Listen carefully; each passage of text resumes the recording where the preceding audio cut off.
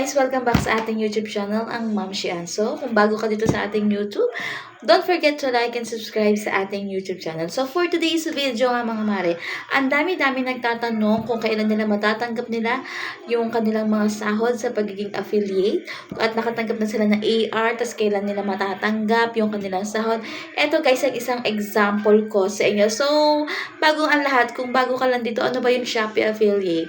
Yung Shopee Affiliate po, isa po siyang platform kung saan kahit nasa bahay ka lang, ay pwede kang kumita ng pera. So, kung ikaw ay staying mom or full-time mom na gusto mong alagaan lang yung mga bagets mo, pero gusto mo pa rin kumita ng sarili mong pera, guys, itong Shopee Affiliate po ang pwede sa inyo. Actually, marami pa eh. Shopee, TikTok, Lazada, napakadami pa po. So, ito muna Shopee Affiliate yung ating at tatalakayin ngayong araw. So, ito na nga mga mari ko, yung katulad ng sinabi ko kanina, mga Mars, is kapag daw sila nakatanggap ng AR, kailan daw nila marireceive yung kanilang payout. AR po is for acknowledgement receipt kung saan kapag may AR ka na ay sasahod ka na po sa pagiging affiliate.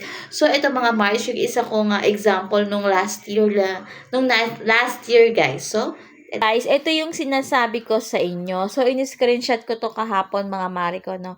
So ito, natanggap ko to January 17. January 17 na ibig sabihin daw is na-paid na successfully yung aking affiliate pala noong December 23 to December 29 ay paid na noong January 17 guys ha. So kung January 17 siya na-paid sa akin at commission ko siya noong December 23 to 29, 2 weeks. So, kasi na AR ko siya, na-acknowledge ko siya, mga January 15 yata, I think, or January 9, ganun.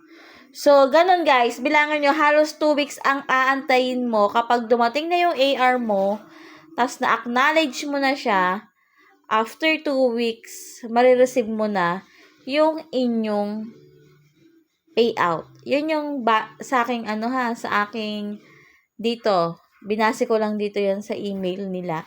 At dun sa natanggap ko na sweldo nung January 17, guys. So, ayun guys. So, ayun lang guys, yung gusto kong i-share sa inyo. Kasi marami nagtatanong kung kailan nga raw nila matatanggap yung kanilang payout after nilang ma-acknowledge receipt. So, disclaimer lang po, yun po ay base lang sa experience ko. And ayun lang guys, kung bago ka dito sa akin channel, don't forget to like, to subscribe. Syempre guys, don't forget to subscribe para updated kayo kasi marami pa akong ituturo sa inyo at pinag-aaralan ko pa talaga siya mga mare ko. And yun lang guys, bye!